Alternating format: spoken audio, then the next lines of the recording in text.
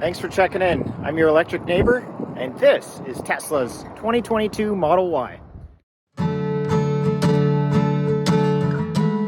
We're going to take you a tour of the third row, show you what it's all about, give you another perspective on that. It's always helpful. We want to talk about Tesla quality. Has it gotten better? Gotten worse? And finally, I'd like to give you just a final overview on whether I think it was worth it or not. So check it out to the end. Let's take a look. All right, I apologize for the dirty vehicle, but you know what? You gotta take what you get sometimes. And I tend to use this vehicle in all weather conditions, so that's why I opted for the factory snow package. It has the Pirellis on it. You may be asking yourself, wow, those wheels look great. Do these come with the car?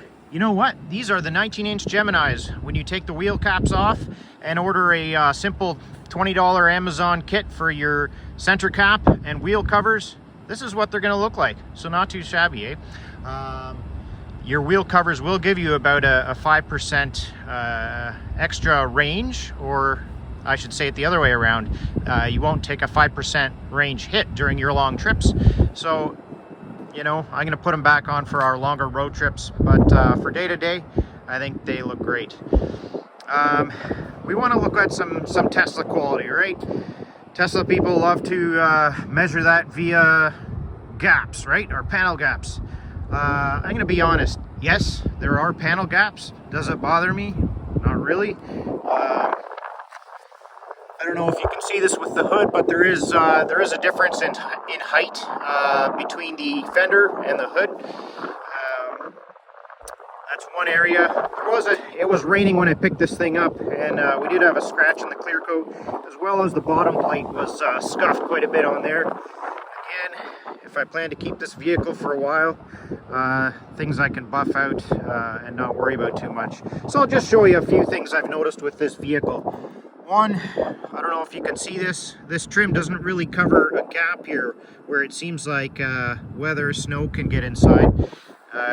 May have to address that yet. While we're on the passenger side here, I'm going to show you a piece of trim. So if you notice this here, it's quite rippled, and then going around, it doesn't stay fully engaged. So again, I may have to take a look at that with service. On the back side, I don't know if you can see that. I didn't do that. That was delivered like that from the factory. Again, big deal. Not really. Somebody has put clear coat on that, either at the factory or at the delivery center. I didn't catch it during my delivery because it was pouring rain out, but it's not that big of a deal. Other people, if they're bothered by that, more power to them. You can see here, it's in quite a bit, and quite a tight gap on that side versus a larger, more normal gap, and it's more flush on this side. Now, I did take pictures and send that to Tesla, and it was about 4 days after delivery, and then they sent an estimate for about a I don't know, $100 repair for me to authorize, and so I declined that. I figured that should have been part of the delivery, even though I did mention that tailgate misalignment during delivery. They still wanted me to charge for that, so you know what, I declined that. My door is open here. Sorry, it's not flush. That's why you're seeing a bit of a gap. Overall, though, I mean, I'm satisfied. It's not too bad in terms of our gaps here. People always check this back one there. I mean, slightly off. Not a big deal. All right, let's check out the frunk.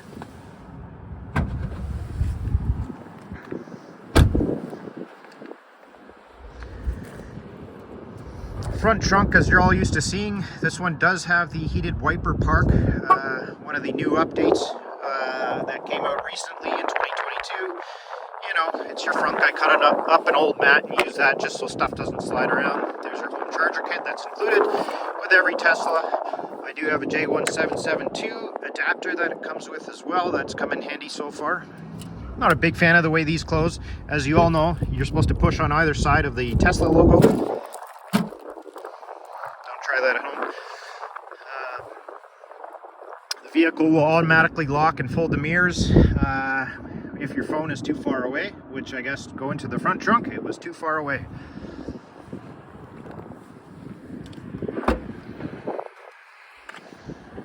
Now here's the back trunk with the third row folded up. So you can see initially you got quite a large space on either side.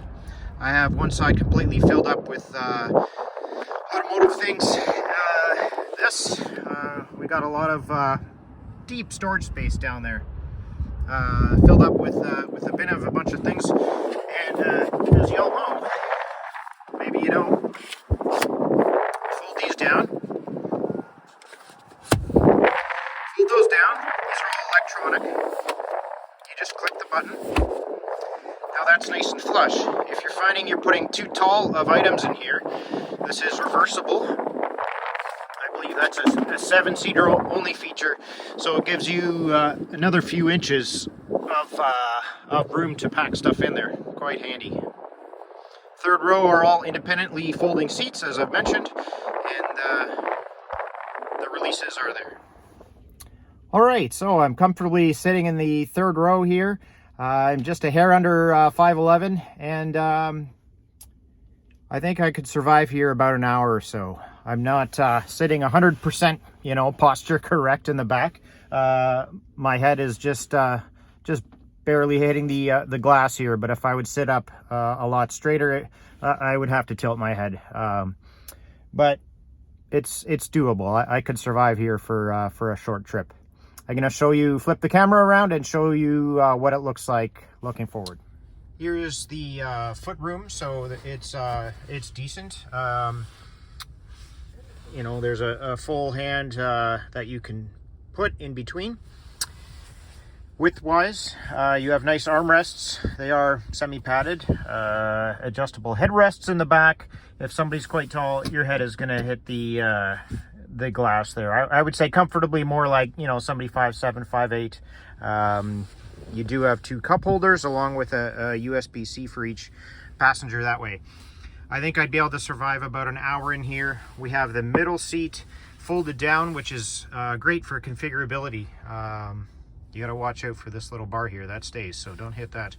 And then as well, even in the front position, your kids in your car seats still have legroom, so that's all right. How do you get out of here? Even though these are each independently folding backs, including the third row, so you can configure it in many different ways, it's still a 60-40 in terms of these 2 seats sliding forward and back as a unit, and this single seat sliding. So getting out, even with a car seat on, I'll show you. You just tap that electronically. The whole seat will fold out, and you can make your way over to the door so that it slides forward. It's still intact. And I guess if you're the only person in the back, you'd have to reach forward, hit the door, and make your way out. And I'll show you what that looks like from here. So there you go. Decently room in the third. So obviously you can't do that with a child in the seat, but just slide it back, locks into place. Then from there you can either use a mechanical lever to slide the seat back, or by pushing this bar you can then slide it forward and back. There is one other adjustment which I can't show you now with the car seat in it, but there is a electronic lever here you would hold down, and that would automatically fold the seat back down, and that's the same as those 2 buttons in the trunk area. All right, back in the driver's seat here. So again, this is a 2022 Model Y 7-seater. They're still not coming out with the updated door cards that you see out of Shanghai, as well as I think Berlin is coming with the new ones. And so far it looks like Texas Model Ys are still going to have these old ones with just the black. Some people like it better because they wrap them, but as you'll see on the new ones, they have an updated strip that I feel kind of ties the interior better together, whether you have the white interior with the white and then white accent coming along the door. These ones do not have that. Now, Vehicle information, I just wanted to show you that this is the AMD Ryzen processor and full self-driving computer, audio system, and CCS adapter enabled. So what that means is eventually when Tesla includes their release of the North American CCS adapter, the newer cars are going to be able to have that integrate quite easily. Just a quick overview. We're not going through a full feature as you've already seen that on this vehicle. We wanted to concentrate more on the 7 seats. Now I have 2 car seats in the back. One is set up as a booster, one has a 5-point harness. But if I reach back there, you just have to, depending on your car seat. If you have narrow ones, this will not be a problem, but the kids can still use the cup holders. There's room underneath there, so cool feature if you have kids. And you can see you still got one headrest up in the back there, so that's how it looks fully in the back. Final thoughts. Was it worth getting the 3rd row? Well, in Canada, we have to pay an extra $4,000 for the 3rd row. That does reduce your range about 5 or 6 kilometers, which is not much. What is that, 2 to 3 miles? 3 to 4 miles, something like that. And I think it's only about a $3,000 upgrade American. So it's up to you. But in our opinion, if you want the flexibility, maybe go on a long road trip, you can throw your car seats in the 3rd row, have those middle ones down, just give a different overview layout for your kids and the way you pack things. All depends. Or maybe you're visiting the grandparents and all want to go out to a restaurant at the same time. You're a family of 2 to 5, however many people, and you want those extra seats if and when. I feel the ones in the Model Y are more usable than the 3rd row from the early Model S. Those are flip up with only a 5-point harness, and once your kids get a certain age, you pretty much can't use those anymore. Forward facing just seems a little more practical. Again, you're not putting full-size adults in there for road tripping, but for your kids, smaller teenagers, small adults for short trips, it's going to do just fine. Not knocking the early Model S 3rd row. Those are still a great option for flexibility. I mean, whenever you can put more seating in a vehicle and not have to take 2 vehicles, that's a win in my opinion.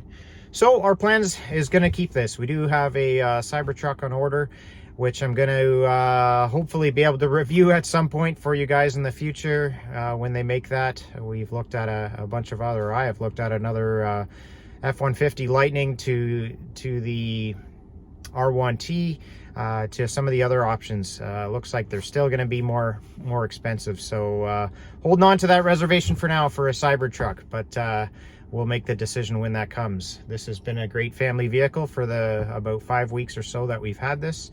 And after about 3,000 kilometers driven, I've only spent about $50 in electricity. So that's been nice.